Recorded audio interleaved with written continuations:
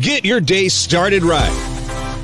From our shack to yours, this is Coffee and Ham Radios. We are live in 5, 4, 3, 2, 1. Ladies and gentlemen, we are live. I don't have that sound effect. Sorry. Yeah, what happened to that? I don't know. Oh. I think you have it, Abe. Anyway, yeah. Good morning, everybody. Good morning, everybody. Ladies and gentlemen, we are live. There you go. It's almost as much fun. How's everybody in the chat doing? We got 28 people watching. There's like 10 people that left when I clicked the go button. Bye. What?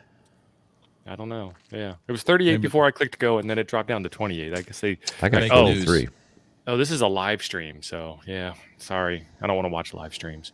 Anyway, we're talking about the Bouvet Island DXPedition today, and besides our crew of regular irregulars here, we have Otis NP4G. Otis, say hi and introduce yourself. How you doing, guys? Very well. Good morning to everybody. I hope you're all enjoying your coffees and radio talk.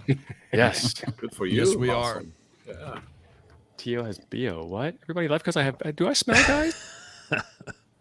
Don in the chat. Thanks, Don. That's Australian Don, though, I think, right? So that means something else. Yeah, he's probably drinking totally already. Different. I mean, I don't know. It's tomorrow evening. It's tomorrow there already. It's Sunday night. Bedtime. He's probably pounding 3 or 4 down right now. I don't know. Excellent. So I guess we should first get some definitions on the table. I would hope that everybody that's here knows what ham radio is, but we excite magical pixies in the sky that you can't see and pass messages to them that then they relay across the earth. I'm just going to leave it at the earth, Ape. And somewhere a magical pixie says that to your radio and you can hear it on your side of the planet. So we excite the atmosphere and we send signals back and forth to each other and we take signal reports and have all kinds of fun experimenting and playing with that. And then the farther you go from where you are to where your signal lands, the more distance there is. They start to call that DX for distance transmission, distance communication, distance something. I don't know. But, RX for receive, TX for transmit, DX for distance. I guess that's kind of the origin of that word there. So some people are just crazy enough to go to some very remote places. It's cold. Very, very remote. You got it. According to Otis, though, it's actually warmer in Bouvet Island than it is in Wisconsin today. So maybe I should go with you and warm up. But they call them DXPeditions, and this is a DXPedition to Bouvet Island, which is what we would consider a rare DX, one that you would love to get into your log. And so Otis is going to tell us all about how he sets up the station, what type of logistics in order to get there, different kinds of like government regulations that you have to go through, all the hurdles to do it. Distance exchange, that's a good one, 4-5. I like that.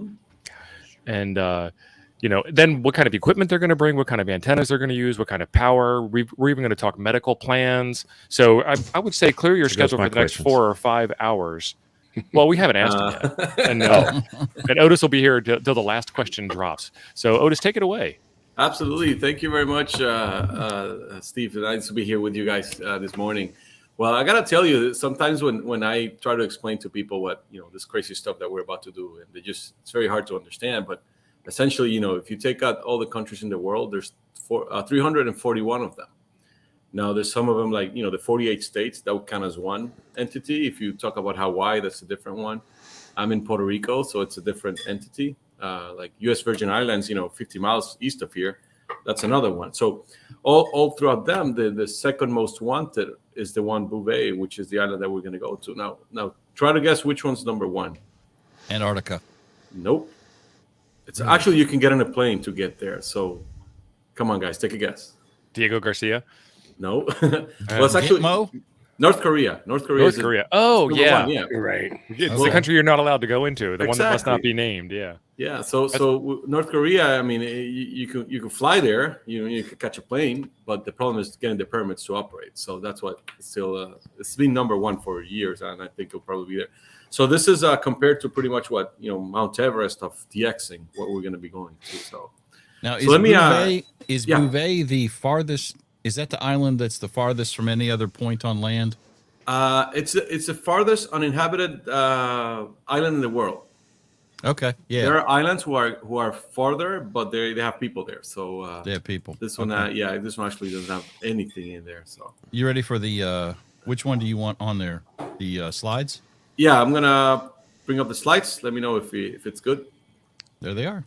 All right, beautiful. So what we're gonna be doing is we're gonna talk a little bit about the Bouvet Island expedition coming up. Our departure day is January 13th. I don't know, roughly in a little bit less than 2 months. So Excellent. so here's where it is. To answer your question, my friend.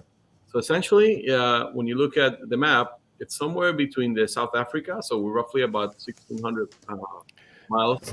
So Otis, real quick, you're sharing the screen with PowerPoint. You're not sharing the slideshow itself. So we just see the Bouvet Island intro, not the map. Okay, my There bad. we go. So let me, we'll just do it manually here. Okay, so you see the map now? We good? Yep. Yeah. Beautiful. So roughly about 1,600 miles out of Cape Town, and then 1,000 miles from Antarctica. So compare it, New York, it's about 8,000 miles. Wisconsin might be a little bit further away. And then the farthest point population-wise will be Tokyo in Japan, which is roughly about 10,000 miles out there. So pretty far away place. So the island itself is a Norwegian territory. That's a picture that Nodir, Echo Yankee 8 Mike took 4 years ago when they attempted the island. And it's a funny picture because those colleagues they wanted to do a helicopter landing, and after being in the island for 3 or 4 days trying to wait the weather opportunities and stuff like that, then they had a problem with the ship and they had to abort mission. And this is a picture that they took the day they left, which was the brightest and the sunniest day. So this would have been the day that the expedition would have started for them. So it was discovered by French Jean-Baptiste Charles Bouvet back in 1739. It's pretty good, interesting because they thought it was lost for a while. I don't know if they mapped it correctly, but nobody actually found the island for roughly about 200 years after that. Oh, wow. And then roughly, 95 years ago, Norwegians were the ones to set foot in 1927, and they claimed it for the Norwegian crown. So it's roughly 93% covered by snow and ice. It's a big glacier on top of it. It's usually about 300 storms a year. Winds sometimes can reach up to 100 miles an hour. 300 storms out of 365 days. So every day. Almost, except hopefully the days we're going to be there. We're not Right. going to get any storms, of course. But, and then, but we're preparing for everything. Roughly, it's volcano shaped. So the peak of the top of the mountain there, it's about 780 meters. So it's quite tall, I would say. So comparing it to Manhattan, roughly about half the size of it.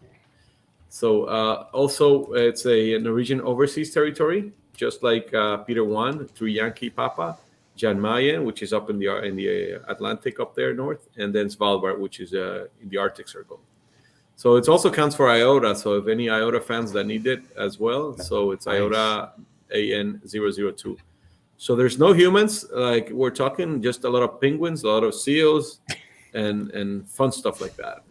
So here's a little bit brief history here. If you can see the picture on the left, it shows Bouvet landing, 1927. That was actually the Norwegian team where they landed, and this is where they arrived. You can see on the left side also there's very few activations. Some of them, 28 QSOs, 27 QSOs back in the 70s, and these were mostly like people that were going as teammates during the regular expeditions, and some of them.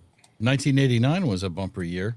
Yeah, 1989, 3Y5X probably the biggest one there, but that's almost 40 years ago. So there's still a pretty big demand. Now, the most recent one was 2001, Chuck Brady, N4 BQ Whiskey. He did 8,000, but he was a part of the team. And what they did is that they set up camp where they had the weather station and up on the northwest part of the island. And so in his spare time, he would give out QSOs.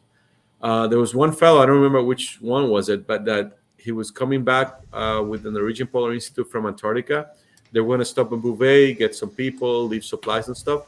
So he got on the beach. He had permission. He operated for about 3 hours and did a couple QSOs there. So, and then the picture on the right, you can see the two fellow hams there operating. That is a picture exactly at the same spot that we're going to be landing. So if these people, this is back in 77, they were able to get on shore and operate radio. I mean, this is we believe that it's been over 40 years from that picture that we could definitely have a chance to make it as well. So as I was saying, it's our call signs 3 Yankee 0 Juliet, which is going to be used. Website 3y0j.no. Team of 13 operators. those are the call signs. We roughly what we're going to be traveling is we leave from Falkland Islands. It should normally expect to take anywhere from 10 to 15 days to get to the island itself. And then after we're done with the expeditions, we're going to go to Cape Town in South Africa, which is going to be the end of it. Nice. We're going to be operating a lot of modes: CW, phone, FT8, some radio as well. And our goal is to make 200,000 QSOs in the time that we're there. Nice. And we're also being supported by a lot of clubs, Northern California DX Foundation, INDEXA, okay, and many clubs and individuals. So we don't like to math on stream, but you said 200,000 QSOs. Do you have a figure on how many stations you're going to need to run and how many QSOs per hour? And Yes. Based on our calculations, it's attainable. Now with the technology and having FT8 as part of the the equipment that we bring, our plan is to run essentially FT8 24/7, up to 4 radios at a time, and then the rest of the 8 stations we're going to use for human mode. So, and the cool thing about it is that we have a setup that one of the operators can run 4 FT8 stations at the same time. And then the other option would be, if let's say I'm doing 20-meter, phone, I can bring up a screen and operate FT8 on one of those radios as well. So each operator can run 2 signals at a time. So we believe that if we can do the math and the weather cooperates and we don't have any, inconveniences, we should be. And also the demand is there, so we should be able to hit our 200,000 Qs. So that if we do that, that's going to be the record for expeditions of this type of expeditions. I will be doing my part, Otis. Yeah, I will be doing my part. Thank you. No. What I'll say is check your amplifier and put your antenna pointed south. So in case your rotor breaks, you're still pointing in the right direction. Right. That's right. That's a good tip. Yeah. So how are we gonna get there? So it's a Marama ship. It's a sailing boat. You can see it in the picture on the lower. It used to be a racing ship back in the day. So we're gonna use our wind and our favor. So that's why we leave out of Stanley, because doing it right. The winds and the currents from the solar oceans, they go west to east. So we're gonna be going downwind the whole time. And then this ship, it's all aluminum. It's very experienced. They've been to the harshest conditions in the Arctic, and the people here, the crew, it's very experienced. I mean, and it could definitely sustain the cold. I mean, look at this picture of the frozen Marama. I'd say, oh, wow. We wouldn't expect to be that cold when we get there, but definitely the ship can tolerate it. It's also has heated inside and everything. And also another good thing is 2 of them. The owner of the ship is the captain, so we know that he's gonna take care of his ship, and as a side effect, he's gonna take care of us. So we're not gonna rush things here. And then the other thing, very important, normally in the when it's summertime in the northern, when they're done with their season, Antarctic season, they normally will do the northern passage, going north Canada down to Alaska and then straight down. But this year he decided not to do that, and the ship has been in Brazil the whole time, being refurbished, repaired, taking care of stuff. So we're gonna have a much. The ship is gonna be in an optimum stage by the time we board it. So now, how many did you say were on your team? Oh, it's coming up right now. Okay. Yeah. So this is a picture I'll show you a picture of the crew. I'm going to show some pictures of the actual ship. These are going to be the ones taking care of us while we're there. I believe this is in Brazil. A picture from a few weeks ago, and the thing was that they were able to fix it back in April. We sent our consultant down there, and he went over the ship. He went over the punch list, got some items, and they fixed them all by the time it was in repair. So it's kind of like it looks on deck. And then another picture. So it's about 100-foot long ship here. And then this is the inside. Yeah, the inside. So this is our, where we're going to be spending most of our time talking, playing radio, having fun and just relaxing and waiting it out. So you guys going to radio from the boat? Yes, yes. We Awesome. got time to kill, so we're going to be doing maritime. I don't know the details yet. We're going to let you know on our Facebook and on our website. Is that going to be a different call sign or still 3Y0J? I don't know. I don't want to. Yeah, no. I don't think we'll be using the same call sign, but it'll be maritime mobile. So you'll know that we're not actually in Bouvet yet. We're just on our way there. Perfect. So this is living quarters, some beds. bathroom there, toilets. This is pretty much where we're going to be there. So this is the team, 13. Some of the three leaders: Ken, Li7, JIA, Rune, and Erwan.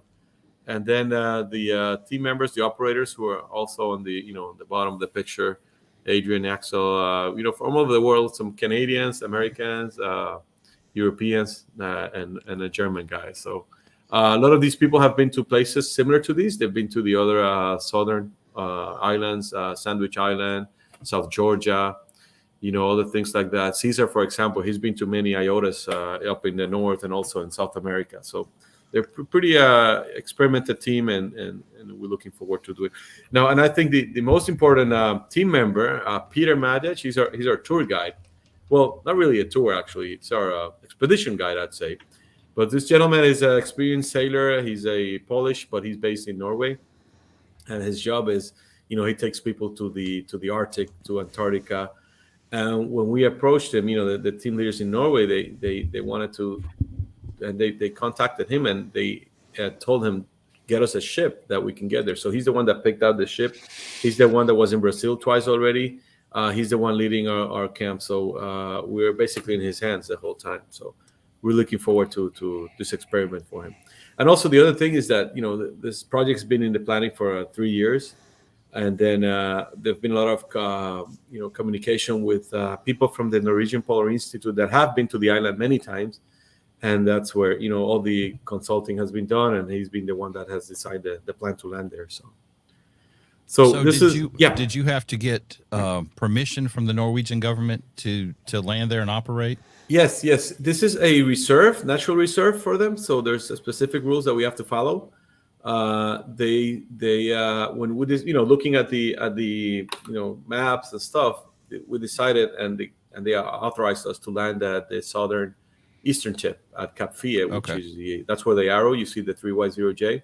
Yeah. Now on the northern part, northwest, where it says weather station, that's where the old weather station used to be. It got destroyed many years ago, some landslides or earthquakes and stuff like that.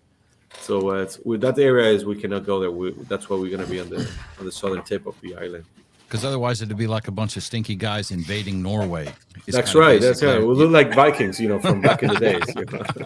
Vikings invading Vikings. Exactly right. Yeah. Well, we got 3 Vikings already, 3 Norwegian guys. So yeah, perfect. Kind of like they're going back to their own. They said it was okay, man. Yeah, but we're good. We're good. Put a dragon on front of the boat. Yep. So this is kind of like what it looks like. So this is an aerial picture. That looks very warm and inviting. Yeah, see the on the right side you see the all the penguins there hanging out on the beach. On the left is the Cap Fie on the mountain. So let me zoom in there. You could see a little waterfall and some seals bathing there and enjoying the summertime there. Are you going to bathe? Are you going to bathe with the seals? No, the seals are. No, he's going to club with them.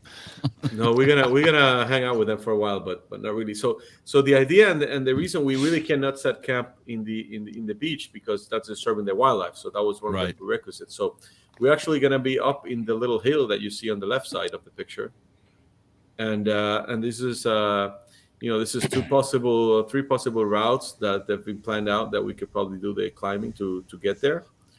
So we're gonna have set up hardware and gear just to climb up there, and then that way we can set up camp in the northern part of it. So if we look at this is a drone picture from a helicopter picture from you see where it says Central Europe, that's where the beach is, and then where all the major population points: Eastern Europe, Japan, West Coast, North America, and the East Coast. So tents and area, this is pretty much where we're gonna be. So this is roughly what it should look like. Antennas, tents up on the cliff, and then the beach on the side here with the glacier on top of it. Now we also believe that these pictures are a few years old, and with global warming, the glacier should recede, so we should have some more area up there. But in case we cannot get there, climbing, what we've been training is we're gonna have to go through the glacier.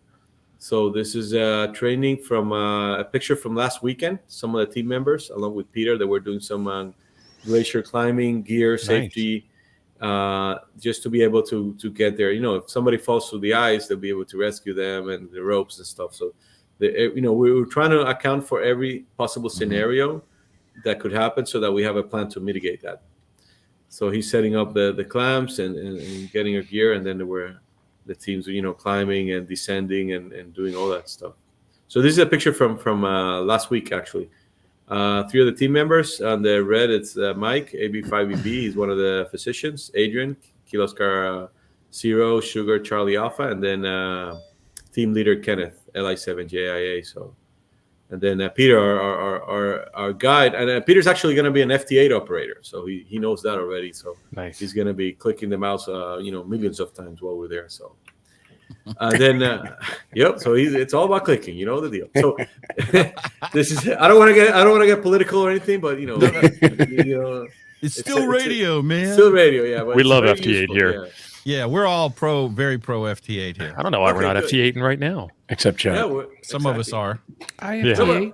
But I'll tell you, Sometimes. I saw a talk in Dayton this year, and ever since the FT8 the expedition mode, I think it was 2018 when they started with the Kilo 1 Bravo and Baker Island. And what we believe is that by having FT8 as part of our gear, you can do about 30% more QSOs per DXPedition. Right. So thanks to that technology, and of course, not only that, but you also give a chance to the guys with 100 watts and a wire up, so they have a better chance to get Bouvet in the log. So a little schematic here of our setup. Antennas. We're going to be bringing antennas, amplifiers, switches, in-band bandpass filters. You name it. The radios that we're going to use for FT8 are going to be the Sun SDR radios. So it's 100 watt. And then our radios for human modes, which we have about 12 of them, are going to be the K3S from Melicraft.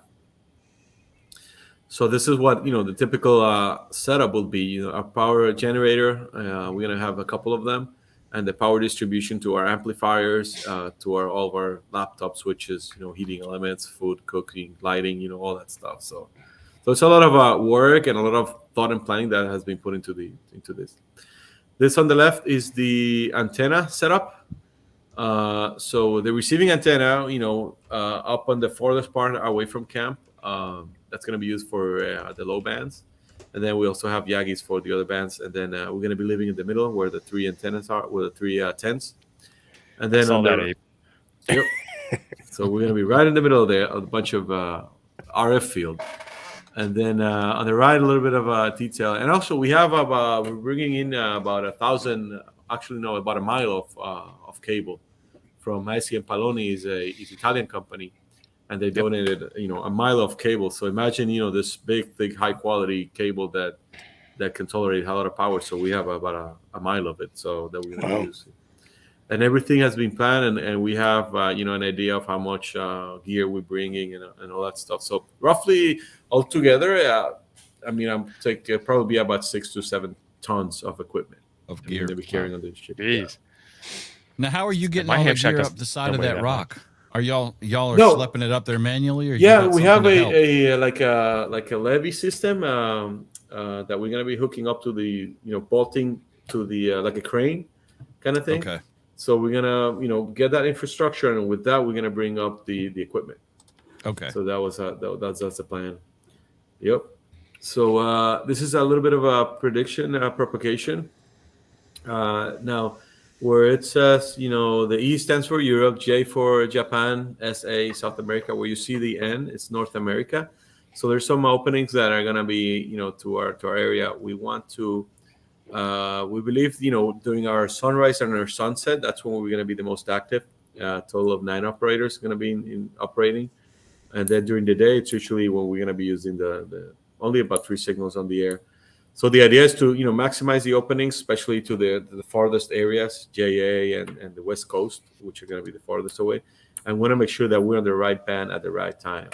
So if you guys are out there, you're not listening us, or we're doing, we should change. Maybe we should do some adjustment. What I would really appreciate if you can contact our pilots, which is on our website, and then send them an email. Let them know, hey guys, I was hearing you very loud, but you were calling somewhere else, maybe adjust. So we're going to get that information, and then we can adjust our daily, band schedule so that we can make sure we hit those openings for everybody. Now, will you have any satellite comms, satellite internet?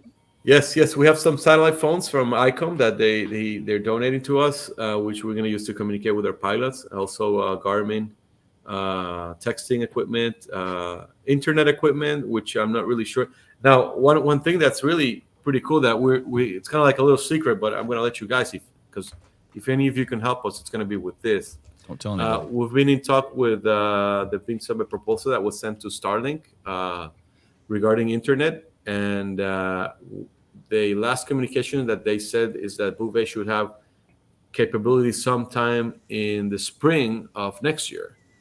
And we're going to be there in the spring of next year. So if any of you can, start tweeting Elon Musk or harassing them and let them, Starlink Bouvet, please. Because if we can get Bouvet with Starlink, I mean, we could do this interview from Bouvet.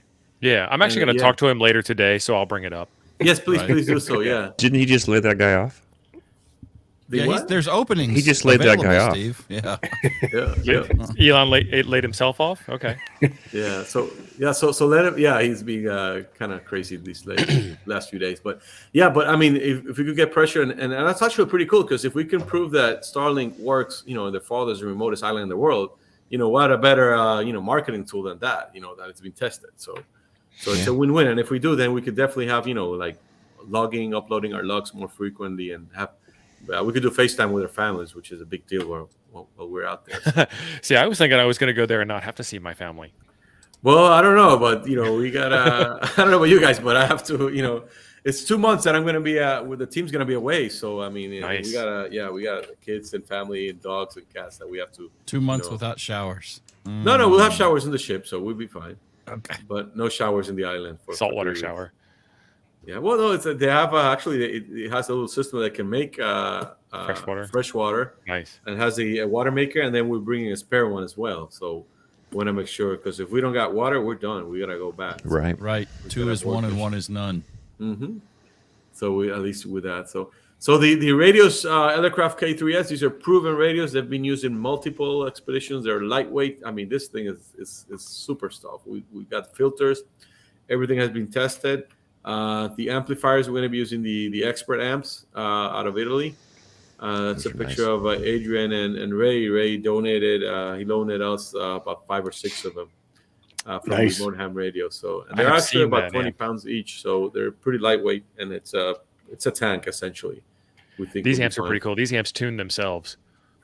Yep. Yeah. They tune themselves, and they work well with the K3. So we'll be very happy with them. And so when I say tune itself, what it does is this thing has cat control back to the radio, and you plug it in and you say learn, and the amp tunes to a frequency, matches itself to the antenna, tunes to another frequency, matches itself to the antenna, goes through the entire spectrum, and then you're ready to operate like 45 minutes to an hour later.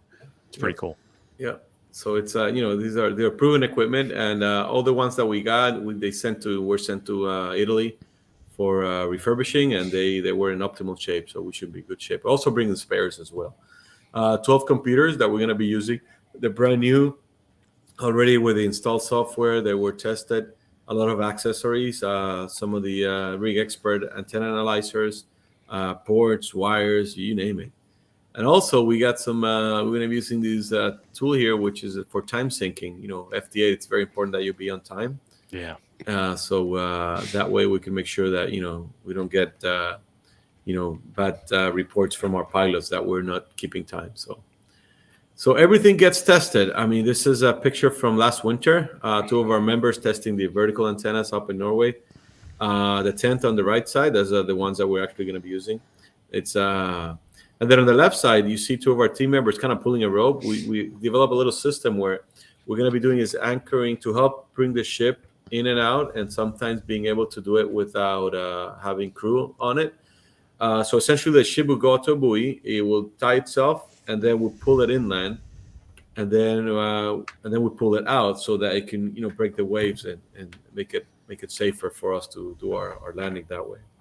So trying to think about safety first the whole time. This is Peter, our guide, and Kenneth. This is back last month. They were doing some rope climbing courses. Everybody in the team was required to take a basic climbing course. So we'll be able to know the basics of safety, maintenance, being able to watch if there's something going wrong, and also being able to rescue, bring operators down the cliff so that if somebody needs to evacuate, we'll be able to safely bring them down the cliff and make it that way. So vertical antennas that we're going to be using, thanks to DX Engineering, 160, 80, 40, and 30 meters. A picture on the middle, that's at in New Mexico, WD5COV, Dave, and he's our low band guy. So he, tested it out. And then on the right side, those are the 30 meters that were tested in Arizona by Bill, one of our other physicians, Kilo Oscar 7, sugar. So essentially, we're going to bring 4 2-element tri-banders for the high bands, also 3 of them for the 17 and 12 meters. For Oscar 3 Alpha, those are the triplexers by Ranco up in Montenegro. Also the verticals, one for 40, 30, 80, and 160. We also have backup antennas, wire, spare parts. So any antenna breaks, we'll be able to fix it, and then we'll be able to maximize that way. Also, another thing pretty cool is that the way that the landing has been staged, it's a place where weather could be a problem. So what we're doing is we already have and we know what each Zodiac is going to take on each of them. So we got a window and we could get, let's say, 5 Zodiacs in. That should be enough equipment to sustain the operators for 30 days with water, with food, with antennas, with diesel, so that they at least will be able to get some signal out by the time we wait for other weather window opportunities, so that we can go back in and get the whole setup, everything in there. So this is a team meeting that we had back in April 2022, where we're testing out the, at Lima November 8 Whiskey. It's the biggest contest station there. We had it for the weekend. And then we're setting up the antennas, testing the tents, packing, equipment, all that sort of things. This is the actual tents that we're going to be using on the left side. Unfortunately, the barbecue is not in the container, so that one was left in. We're not going to be doing any barbecue penguins or anything like that. I heard roast penguin was excellent with ketchup. Well, unfortunately, I have like to go back. We won't be trying the penguin.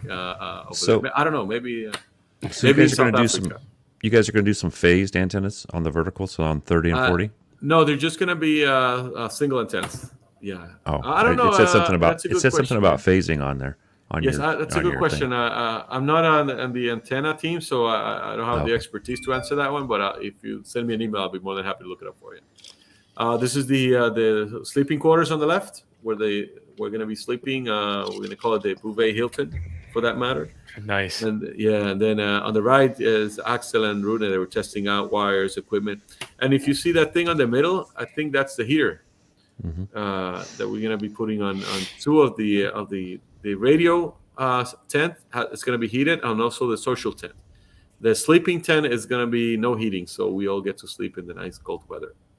But everybody, we had specific list of all the equipment that we needed, and the sleeping bags that we had to purchase for ourselves were, really high grade. They could go and support up to minus 30 degrees Fahrenheit. So we should. Oh my God. Yeah, so we should be. We don't expect to be that cold. Roughly at night, maybe in the 20s. So we should be in a good shape with that. And then this is what's going to be powering us. We're going to have 5 of these. This is back in the summer in July when they were doing the testing, the casing, and there's a flooring for them. I mean, you don't want to avoid any spoilage or anything. We have to make sure we keep our equipment safe. And it's about 3,000 liters worth of fuel that we're gonna bring. So if you can cue up the video here. Yep.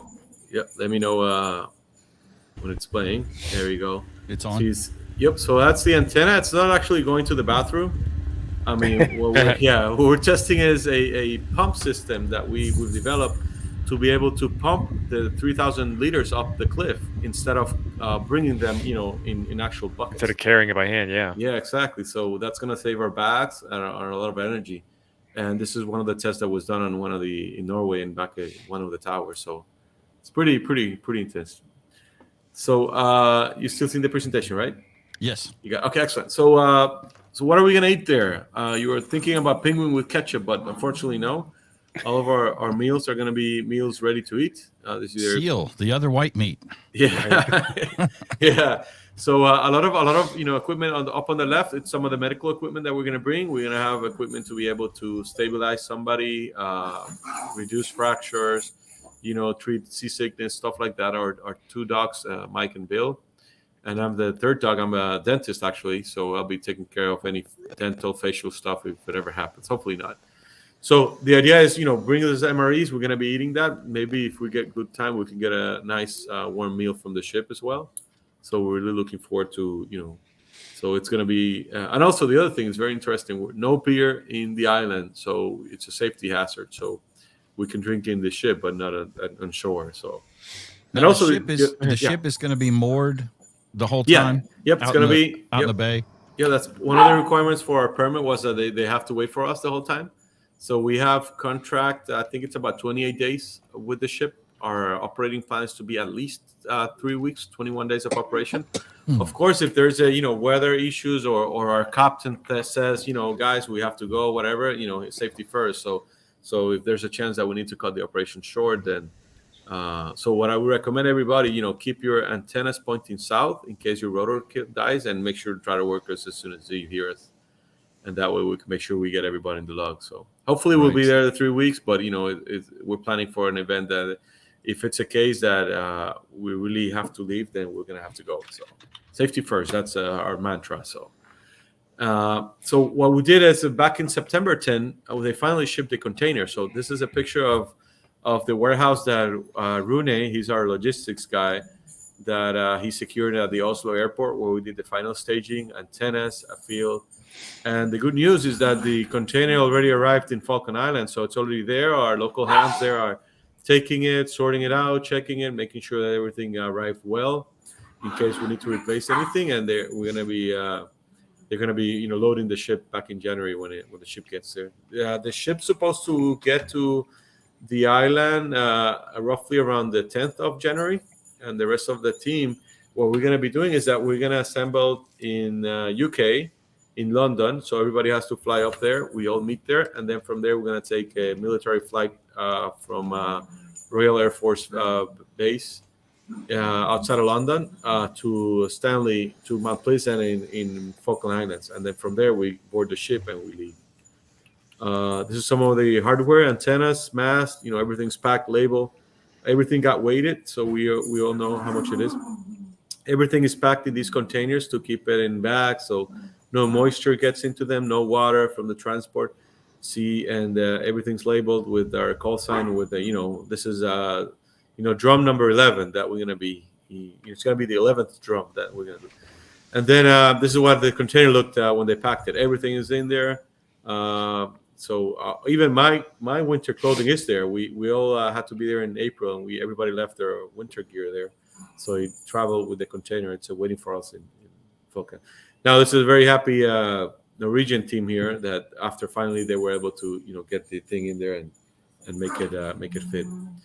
So the whole operation, the total budget is about $705,000. Each operator has to put at least $20,000. That's our fee. Now that does not include our travel expenses to get to Stanley, and does not include our travel expenses returning.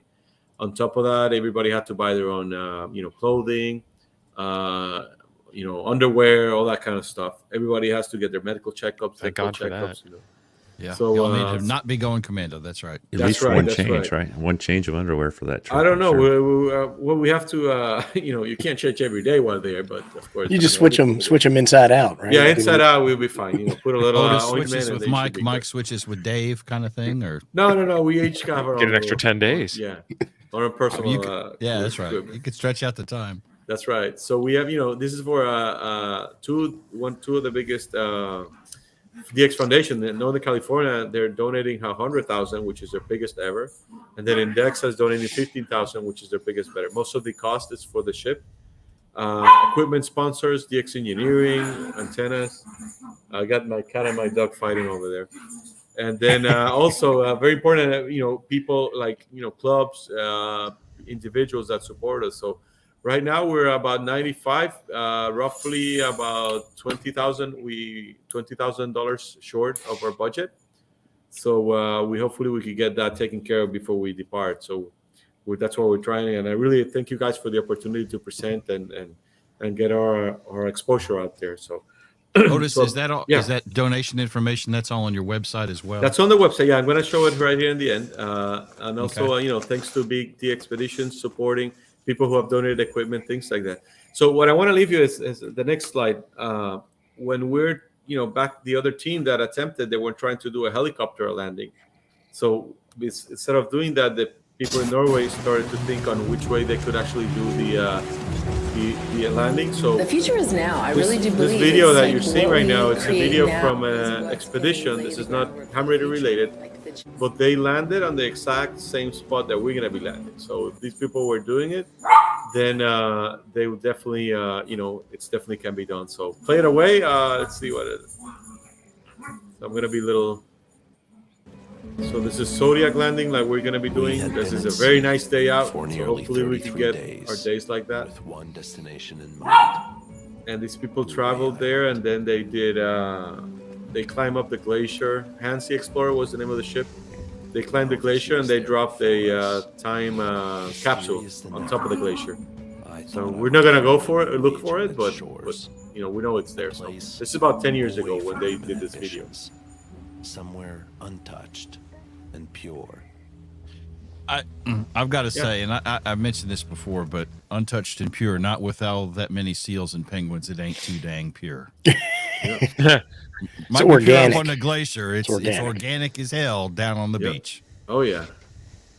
I mean, they're cute and all, but they stinky. Right. They haven't. I mean, they won't stink as bad as the DXPedition might. Well, they probably stink worse. Oh yeah, of know. course. Y'all ain't taking showers. It'll be a contest, right? Yep. No, I wonder how we're gonna do when we return to the ship. Who's gonna go first into the shower and who's gonna be last? We're gonna probably have to first. Well, I was thinking y'all need to go like the Polar Bear Club and all y'all just jump into the ocean and yeah. No, it's too cold. Right, get the cold rinse done and then get in the hot shower. Yep. So this is these people, and this is basically what it looks like. So we're gonna be taping the whole experience. Peter is gonna be doing our filming and all that. So he's definitely do that. It looks great. So let me go back to the presentation and finish it off. I want to thank you for the opportunity. This is our website. Please support us. You could donate through PayPal. You could donate through all of our. We don't take Bitcoin or anything like that, but definitely PayPal will take care of the currency exchange.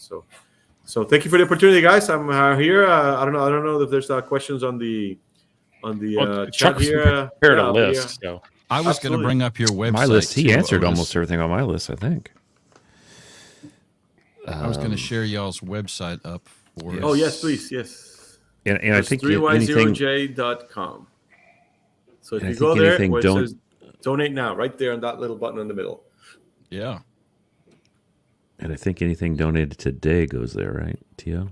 Is that what you said? I don't think we announced that. Oh, we didn't announce that, but we can certainly do that. Any super chats we get in today, minus YouTube's cut, will go to Bouvet Island, and so send them on in, and we'll get them sent over for you. Thank you, guys. Thank you. Yeah. So right below the chat, there's a little $sign, and you click that, and you say for Bouvet. So Otis, how hard was it for you guys to get your permit, your permit and your call sign for this trip? Okay, well, the landing permit, as long as you meet the requirements, a specific type of ship, that stuff, I don't think that was actually that hard, especially more than they already, were in touch with the Norwegian Polar Institute, so we had some consulting that way.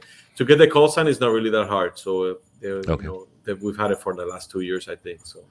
Okay, so how long have you guys been planning this? I mean, well, the team leaders, they started about 3 years ago. Started with conversations, thinking about a possible, beach landing approach. Myself, I joined the team back in December of last year, and they've been, everybody has a task they're assigned. Antenna people, testing.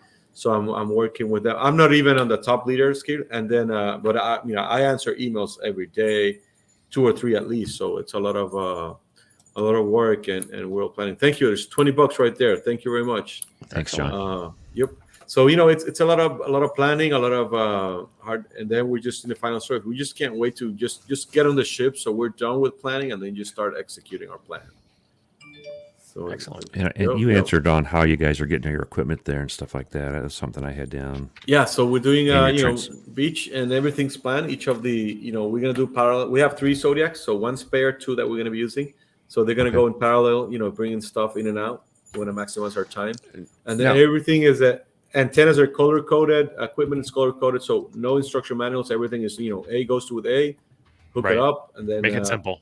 Make it Not simple, easy. Not like and Christmas Eve putting the kids' bike together. That's right. No. 5 No. beers in and the wheels are on the handlebar. That's right. Then your kid's Awesome. gonna fall off the bike the next morning. But yeah, it's a lot of work and planning, and they've been. I mean, it's ongoing. I mean, you have no idea how much fundraising we've been doing, being out there, waiting Dayton. Now we had a expo there. We had a booth. We had a booth at the virtual event. Last few months ago, and then it's just a lot of work, but it's a lot of enjoyment, and we know that what we're doing is we're going to be making history with our expedition. And this one. When is the next one? I don't know. Probably be another 30 or 40 years and we're not going to be around. So Right. So we're So I noticed on that video you showed that those guys were taking a lot of waves over the top of that thing. You guys wearing any kind of like dry suits or Yes. anything like that to get in there? Yeah. Yes, the ship has the dry suits that we're going to be using. There's a Okay. plan. So if somebody falls overboard, we stop everything we're doing, bring them back to the ship, warm them up, and then we're gonna do so like that. So essentially, we have to make sure that it's good weather so that we can do the beach landing. If we have Yeah. to wait a couple days, we wait a couple days. We have no rush. I mean, Yeah, that safety video first. looked like it was pretty decent day, but the That's seas very look pretty good rough day, yeah. still. Yep, I saw the videos from 3Y0 Zulu Mm-hmm. 4 years ago, and that ocean was not like the one you saw in this video. So Excellent. Yeah. Excellent. Yep. So we got a couple of super chats that came in for you guys. The first one was from Brian Let me get your call sign right. WM8G. I was going to say it backwards. Everybody says mine backwards.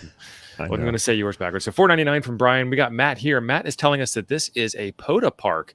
So I would encourage you to submit your 200,000 contact log directly Okay. to Yeah. POTA.app, and you will have multiple Kilo awards and Islands on the Air awards and all kinds of stuff, and lots of happy POTA hunters happy that will. people. All right, we'll get I'll credit for relay that. that information. Yep. Yeah, and then if you need any help with that, reach out to me. I can help you out with that. And Yep. then N8VOX Anthony, he was on the show last weekend. History in the making, excited for you all with $10. Don's Locks from Australia, 762, the only other number that I will accept in that range, because 5.7 is better. Coastal Waves and Wires, Walt, $49.99. Walt's in Poland if you're looking for another DX contact. And what do we got? We got Hyken and Hammond, Lou, $65. Thank you, Lou. K6 RCM, Ryan, $5. FEP Labs Radio, $25. Sausalito, Steve, I'll be eating $19.99. cat food all week, but it's okay. It's totally worth it. Yeah. Yep. So, yeah, definitely. Everybody appreciate y'all coming in. Thank you guys very much. Thank you. Otis, you did a great presentation. That was. Thank you. Have you been practicing? Are we the first? Are we your first? Or is Yeah, this we're like, first. Yes, I am your first one. I'm sorry. No, He's actually, got to go bathe now. last weekend I did one with in Spanish for the Ure in Spain. They're the big club there. Awesome. Okay. So that was they're happy that they were getting another one in their own language. So we had a big outing for that, and then this one here, and then we got a lot of, and that's not only me. I mean, we got other team members who are doing presentations and things like that locally at clubs and things like that. So all about everybody has awareness. to do their part. Yeah, Yeah, absolutely. it's all about awareness. This Or is you great. got This to is- go ahead, Jim. Well, go ahead, Steve. No, I said don't you guys are going to have like a videographer or somebody to take some Yes. photos and put a Right. Yes, we're presentation gonna be together. doing drone footage. Documenting the whole thing. Peter, he got experience with that. I We would love mean, to share that out on the way back. If you Yeah, guys have so time to. we're gonna get that, and then once it goes into production and they were able to do it, then we'll definitely it'll be out there. So Yeah. so people could get it and take a look at what we actually did. That was one of the things that was really exciting to me at the beginning of my ham radio adventure. I went to a local club, and one of the club presentations was a video from a DXPedition. So it wasn't like what we're doing today. It wasn't the presentation before. It was the video like 5 or 6 years after, and we all just watched it at the Club Shack one day. It was just a fantastic presentation, Yeah. cabling stuff up the side of the glacier and Mhm. all that kind of stuff. It's like, wow, that looks awesome. I want to do that one day. So we Yep, got two yep. more donations that came in. We have David KY4GM. He says, life's short. Try the penguin, $5. We got Dave from Temecula, California, $20. No comment. And then somebody's wondering why thank we're you. not dancing. I don't know. Why aren't we dancing? That's a lot of dancing. I'm old and too tired for that much dancing. We'll dance all the way out. So I tell you a story, guys. How did I got with the team. So I got a text from Kenneth. You know, I've known him for a couple of years. We met each other at Visalia in 17, and Facebook friends. We know what's going on. And I get a text that says, "Hi Otis, how's the family? How's work? How's life?" And it's kind of weird because normally when you text somebody, you just go straight to the point. You know, hey, Right. bring don't forget to bring what the do you milk want? and- Right. yeah, what do you bring want? the wine, that kind of stuff. So I say, yeah, everybody's fine. What's up? And then he says, how would you like to go to Bouvet? This much, 2 months. What? Get your wife permit? And I said, can I call you? And he said, sure. We spent an hour on the phone. Okay, so let's go over it. Step 1, step 2. Okay. So he's fine.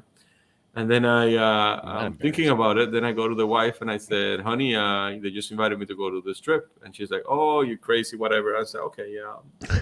And then next morning I wake up and I'm like thinking to myself, well, listen, what?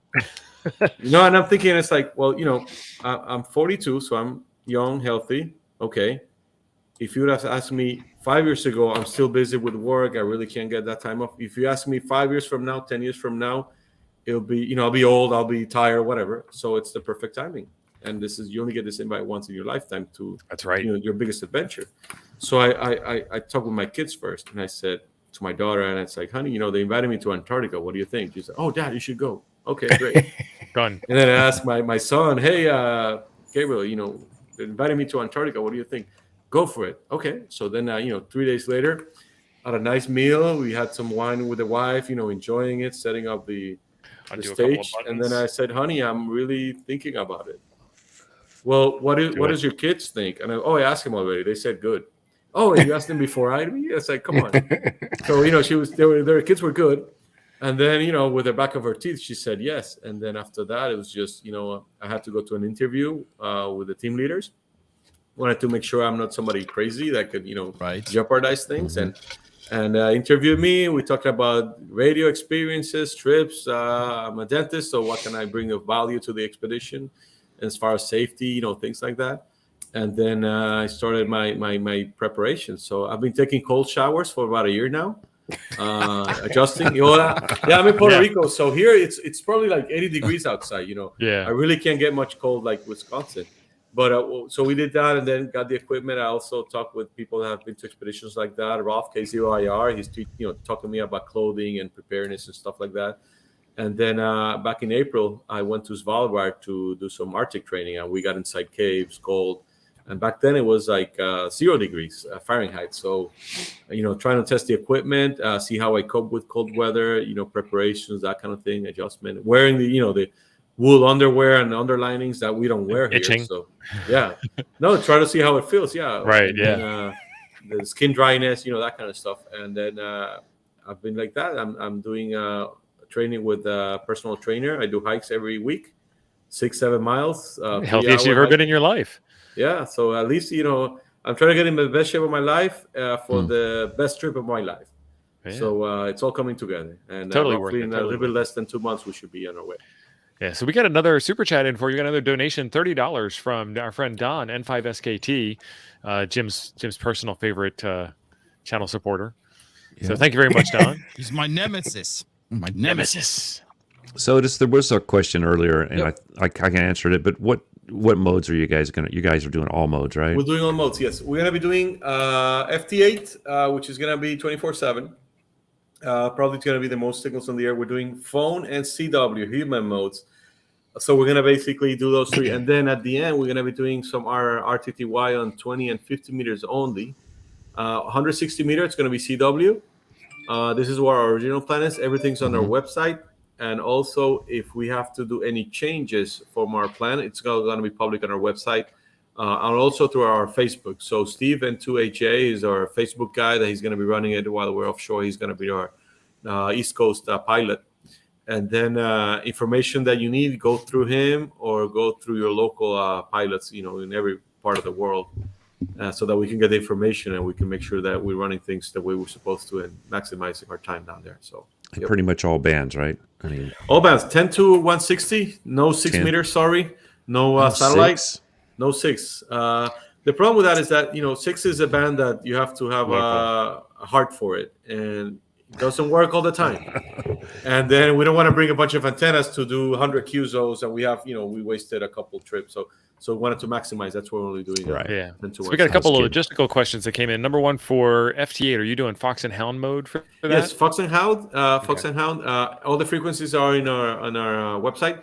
We're also in talk with Bouvet Island, which is a number 3 DX top most wanted, who's going to be in the air sometime in December, and they're going to be for 3 months. So we're going to make sure that we're not on the same frequencies that they are.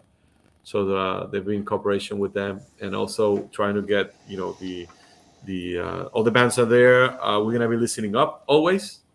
Okay, our phone. I believe that. Let me double check because the team leaders are telling us that we have to keep our, we cannot be working too high up on the band. We have to make sure we're not going to be in the bottom of the band as well. So, so another thing also for you guys who are generals and techs, let us know through our pilots whenever there's an opening, because once we have, if bands start to die down, we can definitely QSY to frequencies where the generals and the technicians can operate. Definitely we want to get them in the log as well. Definitely. And then what kind of logging software are you using? Don just asked a really quick question about, is it going to be on YouTube? Don, we actually answered that. They are going to do some video and some drone footage and stuff. Yes. So then back to the logging software. What logging software are you going to be using? We're going to use N1 mic as the DXPedition mode.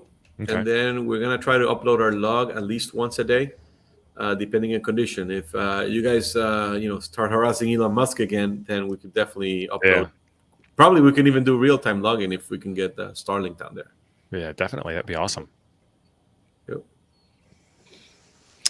Just for the record, the presentation did cover the logging software. Okay, good. Yeah. In 1mm or something like that. Yeah. Right? Yes. There's a question there, QRZ and LOTW.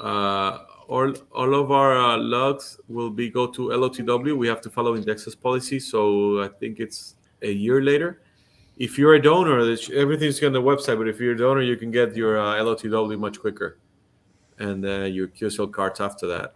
After that, if you're not a donor, then you have to go through our online QSL requests or QR system, and then with that, we'll get the cards out and all of that. So our M0 UXR is I believe he's our QSL manager.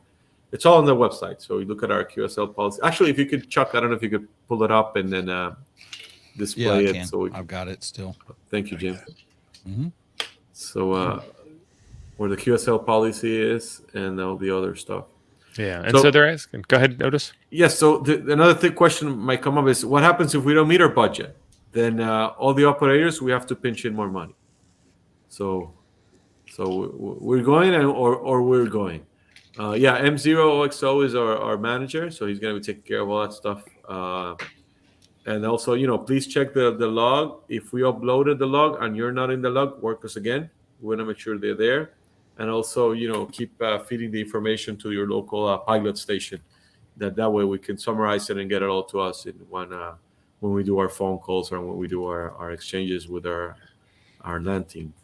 Yep. Yeah. So Don is asking, have you guys seen the attempt made by 3Y0Z? Yes. They're very good friends. I mean, I know a lot of them. They've been our consultants. A lot of their intel, pictures, drone footage, all that stuff, we have it.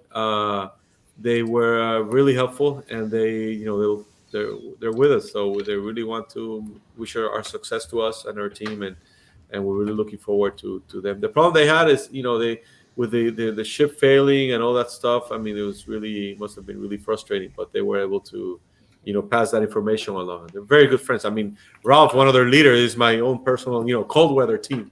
My coach, I guess. So those are great people. Really, really looking forward to the trip. So yeah, the weather there looks much better than Wisconsin. Yeah, it does. Yeah, 29. So it should warm up. Should be in the low 30s in the summer when we get there. Right. Yeah. Yeah. So that'll be not terrible. No. I think Smallville was colder. That's a lot more colder weather. But the problem there is the rain, the weather, the unpredictability of it. Our ship has some satellites, so they'll be able to track the weather. They'll be able to tell us if bad weather's coming and all that stuff. So that's good. So they're going to keep an eye on us while we're What going is to be your communication. Speaking of the weather, and medical emergencies obviously is kind of a go situation. You've got to bust out for that. Yep. But what's the weather situation? Where's your no go line on the weather sitch? I mean, you guys going to deal with 30, 40 mile an hour winds? When it hits 50, you're going to bail, or where's that line at with your gear? That's a decision. While we're on the ship, it's going to be by the captain and also by Peter, our guide. So they're the ones that are going to make that call. And they're actually the ones that if let's say bad weather is coming and we need to evacuate to the ship, okay, we go to the ship, we wait it out, and then we come back to land. Okay. That has happened on previous expeditions. Also, we have a plan in case winds pick up. We can bring down the antennas a little bit while we're still operating. Then the weather picks up, then we can raise them again. So all the masts we can crank them up. Also, we have a plan for lightning. If lightning is in the area, we have a plan for that. If a tent breaks, we have a plan for that. Is there a lot of lightning in the area down there? I'm not sure, but they're researching Caesar, he's a earthquake guy, that kind of stuff. So he's been looking into that, and he's the one that has developed our mitigation plan and manuals. I mean, and we have so much stuff. I mean, everything is that we have a OneDrive file that has everything. I mean, manuals, pictures, schematics, planning. So if any possible scenario that we have thought about in the last 2 or 3 years comes up, we have a plan for that. Okay. If there's something that does not, something that arises that we don't have a plan for, then it's up to the people. Then we also have our team lead, medical leader. He's the one making the final call. So it's up to him to, we already know who's making the decisions for each scenario. So even thinking about that kind of stuff. Okay. And then I've seen this question a couple of times. Anthony, N8VOX is asking, what lessons learned from your training and test deployments have caused you to make changes to your plans? Or just what lessons have you learned? Yes. Equipment failure always brings spares. Fitness, everybody's trying to get to the best ship that they can. The team is mostly younger. I mean, our oldest operator is 65. Youngest is 42. So they wanted to get a crowd of people who are a little bit younger than the other expeditions. So we're training from that. Our doctor has been on our, get physical test. I'm doing my stress test on Monday. Then I got my appointment with my cardiologist later after that. So everybody has been medically clear. So nobody has a physical impairment that will prevent them from going. Excellent. Now, the other thing is that we know for the next 2 months, we can't go climbing. You can't go doing crazy stuff, because if you get injured, then it's going to be really hard to replace an operator, beforehand. So they're telling us without the training, without the equipment, without the testing. So we want to have it, as best as possible, actually. Well, I noticed, and I've learned this from your presentation, and this was awesome. Thank you. The amount of preparation that you guys have done is. This isn't just like a couple of crazy dudes with a couple extra dollars that want to go sit on penguin land. Yeah. Right. No, this is not your typical field day, Right. This is right. Right. There's no barbecue, there's no beer, there's penguins and poop. I mean, I don't know. This is hardcore. Well, it's more than extreme POTA. You know how you get these guys who are like extreme POTA. Yeah, extreme POTA. Son, you don't know extreme POTA. We had to climb up a damn mountain through penguin poop. Yeah, but Jim, I'll tell you, it's just amazing and awesome the amount of planning and preparation that you guys are doing to do this DXPedition. It's like SEAL Team 6 training for this thing, man. Right. Have y'all been on the beach doing the logs? No, not quite, but I'm doing my own routines. But this is, I'm telling you, there's nothing amateur about this thing.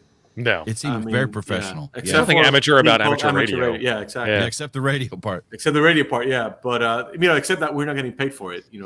So that's another thing. How do you explain to somebody that doesn't know about this? Oh, so you're going to do all that? You're not going to get paid? You're like, oh, okay. Does Mrs. Otis understand that this isn't going to bring in any money? You're spending her child's inheritance on this. No. We budget for the expedition, so we're good. But I'll tell you, Jim, something really cool. Even though we're not gonna have any beer or any alcohol on island, we're gonna have some of this when we get back to the ship. So I want to introduce you to. Oh, nice! Yeah, it looks like the good. This is actually one of our sponsors, and I got this bottle from Ken when I visited his house, and so he told me, take this to your wife. And then I came back from Norway. I gave honey, Kenneth sends you this, and she's like, let's put it on their, wine fridge there, we're gonna open it when you come back home safe and sound. So Nice. it's waiting for in March. At some point in late February, March, we're gonna be opening this one up. So Nice. that's pretty Outstanding. cool.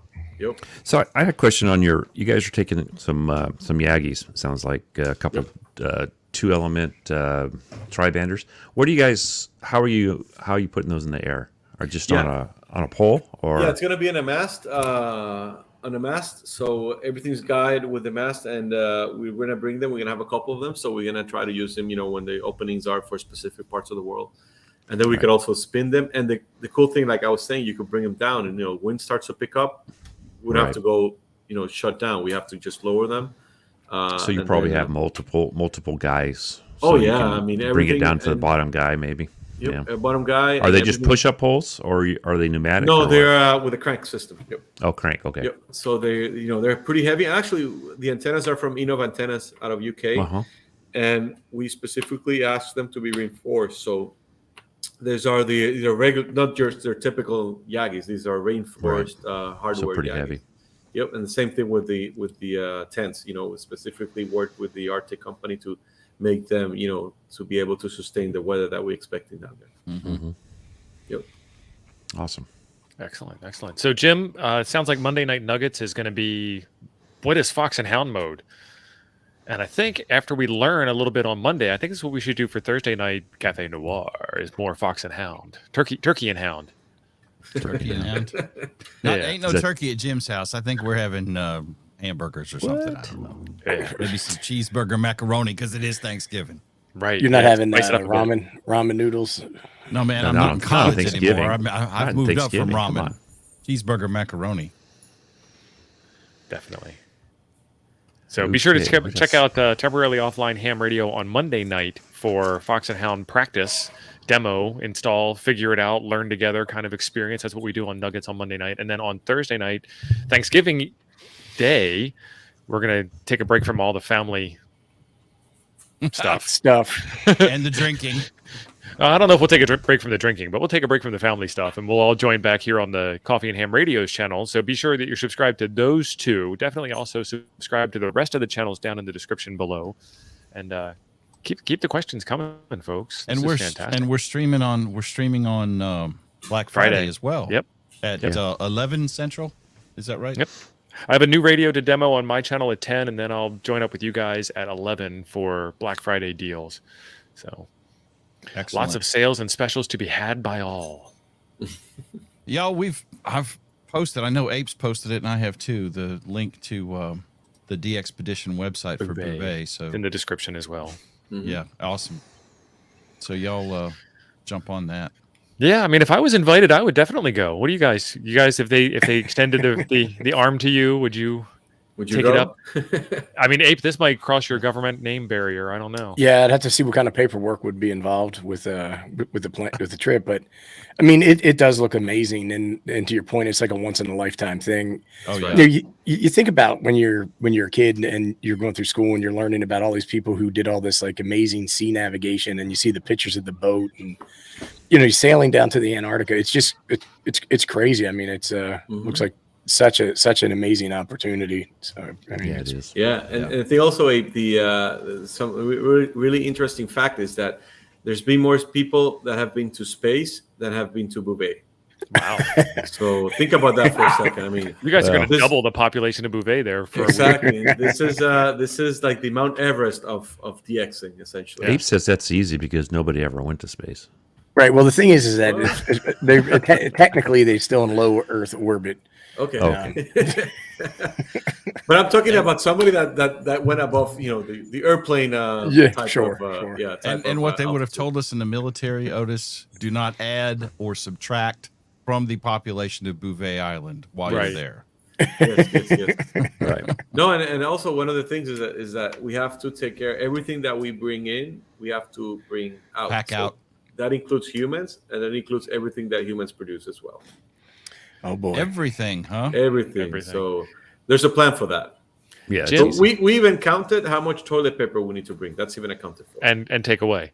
I would hope that's counted for. Yeah, the takeaway part. I'm like, You just mix it in with the penguins. Nobody will know. No, Yeah, they can get sick from our stuff, so we don't Yeah. want to. We don't want to come back to Bouvet and then they do research and it's like, what happened to the population? It's like, why are all these dead why are penguins these around here? penguins out here? Oh, they're eating, other stuff. So okay. Yeah, Snickers bars. Yeah, Jim, if you well, sit just right, your microphone looks like you're wearing a tie today. That's weird. I'm a little worried. Like one of those Good. Yeah, 80s, you're one of those 80s ties. Yeah, the sweater 70s. ties that are flat at the bottom, the sock tie. Yeah, it was an amazing show. Totally appreciate it, Otis. There's so much thank you interesting guys for the- information in there. for the Really I looking can't forward. believe we only got 55 thumbs up though. With over 100 Y'all people need to here. bang Wow. that like. Come on, hit it hard. So Chuck, would you Pretty go hard. if they extended the branch to you? At 20 years ago, probably yes. Yeah. Right now, I don't know. The ER doc is 65, Chuck. Come on. He's They don't older have than a us. buffet. Well, sure then. They don't have a no. Western Sizzler buffet down there. For Western sizzling. I'm not going. I think we still have a Sizzler here. Tell you the There's no truth. Golden Corral. No golden. Well, there is one out a little ways away from me, but no. Hell, it'd be no a great Golden way to Corral lose here. weight because all your ass is eating for a month is MREs. Ain't nobody powder. getting Yeah, fat on MREs. Powdered steak. You guys know me. I like to go out and do that stuff, but I don't know. It's. I mean, 20 years ago, I would probably love to go. I would love to go. That would be awesome. But it would learn from all the guys. Yeah, I would definitely go.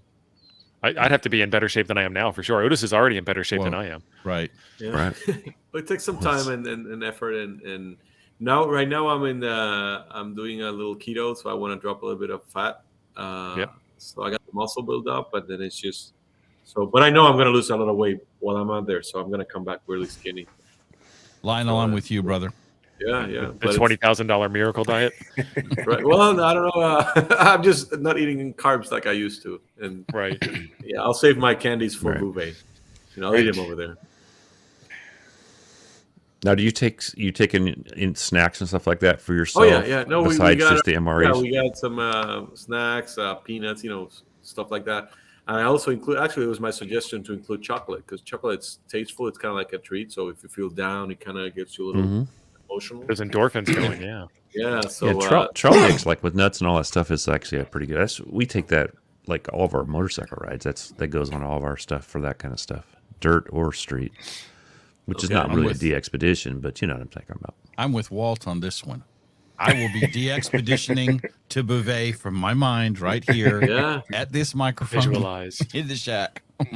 Or maybe you should So- try some propagation enhancement, Jim.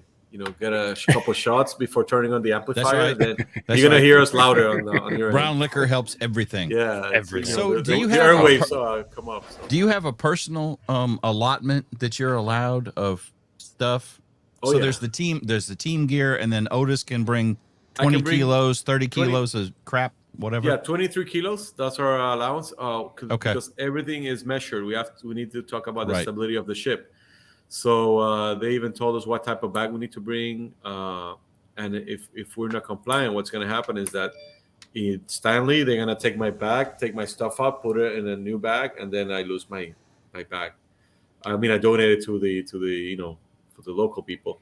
But so Right. everything compared to that, everything's weighted. I mean, we're right on 7 tons of equipment, and that's essentially what we're doing. And also another good thing is that for this expedition, we decided to use diesel fuel. The ship is our diesel reservoir, so we're gonna be taking fuel from them, so we don't have to carry anything on deck or anything like Oh, that. nice. So and also so it's a sailboat, so we're not going to be consuming much diesel except for electronics and stuff like that. So all throughout, we should be by the time we land to Cape Town, we should have a lot of diesel still in the ship's tanks. So I may have missed this. You may have said it, but are you guys using solar and stuff for recharge or anything like that? Just the generators? Yeah, all generators. The problem was, none of that stuff. No, all generators, and we're going to be running kilowatts. I mean, the amplifier is going to be running about 50%. Right. So I don't know, 500, 600 Ks. And then with the big one, the big expert one, we're going to save that for a 160 band. And then The most they get more important juice. band. Yeah. Exactly, the most demand band. And then we've even thought about all those calculations, consumption. They tested the the generators to make sure they're according to specs. And they're diesel generators, I'm assuming. Yes, diesel generators. Yep. The only thing that's not diesel, we have a little one of those 2,000 watt small inverter type of generator that uses gasoline, and we're going to use that to power our tools, to like our drills, our stuff that we're going to use to set up the cliff so that we can climb it and reach. Now, I don't know if you're into this part of it, but what are you guys doing for like noise isolation from your generaters and stuff? I'm sure somebody's already looking at it. I know they make noise, especially if you don't ground them. Yeah, we have the little casing that I showed you with the wood. It's going to have a carpet. It's going to be covered to protect from the elements, and then also we're going to try to keep them as far away from the operating tent that we can. Right. So that we don't get. Plus, we're going to be using noise canceling headphones, so the operator should be fine. But we're just waiting about the. Well, I'm talking about noise from the generator. A generator a lot of times will introduce noise into your radio too. Yes. Just like and I know that on my personal, I've got one of the 2000s you're talking about, and just sticking a ground stake in the ground and hooking it to ground made a huge difference. But I know there's other isolating like.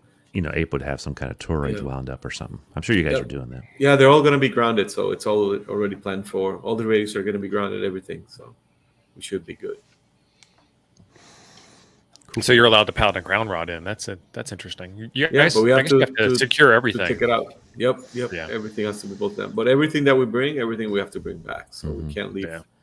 We're only going to leave our footprints and our memories. That's it. I'm taking my memories with me. I'm taking mine too. I'll leave a couple everywhere. Well, the memories about the penguin poop, I'm going to leave that memory. Yeah. They can. I don't want to bring that one home. Yep. They'd probably yell at you if you tried to take some penguin. You're poop. off, Jim. Yep. Yes, the wife was commanding me to do things. Oh, okay. I was just wondering. You were talking, so I was. No, she's fixing to leave. She wanted to. Oh, fixing for good or just a. Wow, Jim. No, congratulations. I'm sorry. I have to eat my own cooking. No, she's going to the Auburn football game here in a minute. Oh, nice. She's all right, ticket fellas. Girl. That's her, not me. So I think we've exhausted the questions, and this is going to be a fantastic event for everybody. I'm looking forward to working you guys on the air, and we'll definitely do some maths and get some donations over to you from everybody that donated to the show today. We'll send those your way. Make sure that you guys have a nice, successful trip. And then after us today, Hiken and Ham and Lou is putting out a premiere about a ham fest that he went to. So I'm dropping a link for that in the chat. Awesome. Always like I got to get the link first. I think 45 is saying he's not going to be going on a DXPedition anytime soon. I think so. I think he said that way earlier. But that's one of those ankle bracelets he's going to be wearing, I think. Oh, yeah. It's like a tracker kind of thing. Okay. Radio transmitter, yeah. Yeah, it's a tracker. It's a little. It's ham radio, really. Right. It uses a signal. It's definitely not professional. So there are links in the description down below. Fantastic to everybody. Otis, thanks for being a guest here and your wonderful presentation. Thank you, guys. Yeah, thanks so much. Appreciate thanks it. everybody in the chat. Really appreciate all the Appreciate it, donations. y'all. All the super chats. Thank you, guys, and let's make